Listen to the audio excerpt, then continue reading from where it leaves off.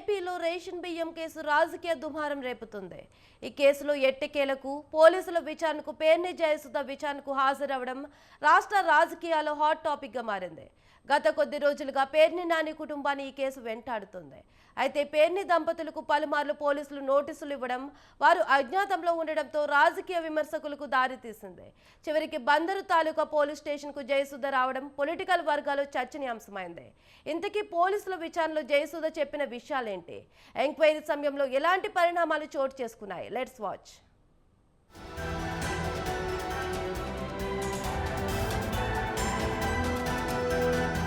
ఏపీలో రేషన్ బియ్యం రాజకీయం రంజుగా సాగుతోంది. గత వైసీపీ పాలకుల అవినీతిని వెలికితీసే ప్రయత్నం చేస్తున్న కూటమి సర్కార్ రేషన్ బియ్యం దందాపై ఉక్కుపాదం మోపింది. ఈ క్రమంలోనే పౌర సరఫరాల శాఖ మంత్రి నాదెండ్ల మనోహర్ ప్రత్యేకంగా ఫోకస్ పెట్టడం, అధికారులకు ఆదేశాలు జారీ చేయడంతో విస్తృత తనిఖీలు చేపట్టారు. ఈ సోదాల్లో బందరు మండలం పొట్లపాలెంలో పెర్ని నాని తన భార్య పేరిట ఉన్న గోదాముల్లో బియ్యం మాయం కావడం పెద్ద దుమారం రేపింది. దీంతో రంగంలోకి దిగిన అధికారులు దర్యాప్తును ముమ్మరం చేశారు. పలుమార్లు పెర్ని నాని ఆయన సతీమణికి విచారణకు రావాల్సిందిగా ఆదేశాలు జారీ చేసినప్పటికీ వాటిని బేఖాతరు చేయడంతో ఈ వ్యవహారం మరింత ముదిరింది.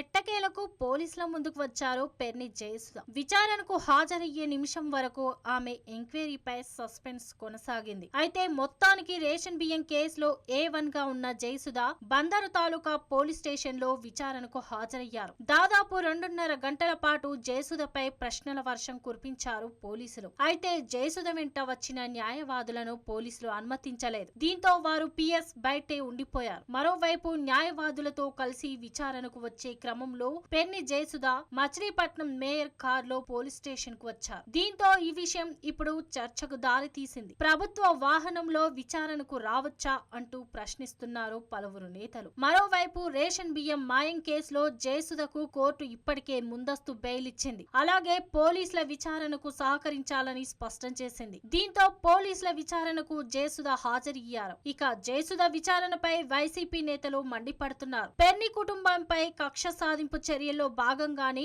నాని భార్యను విచారణకు పిలిచారని ఆరోపిస్తున్నారు. ఆరోగ్యం బాగా లేకపోయినా విచారణకు పిలిచారని పోలీసుల తీరుపై ఫైర్ అయ్యారు. అలాగే లాయర్లను బయటే నిలిపివేయడంపై కూడా ఆగ్రహం వ్యక్తం చేశారు.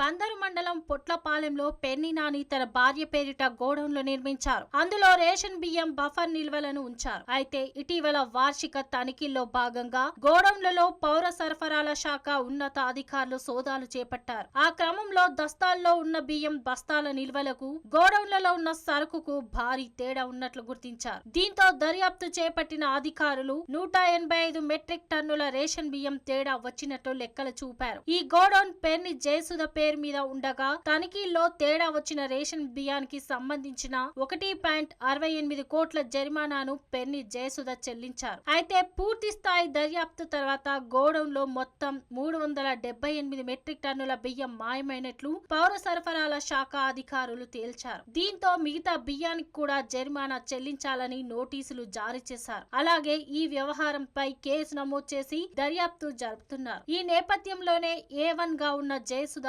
పోలీసుల విచారణకు హాజరయ్యారు.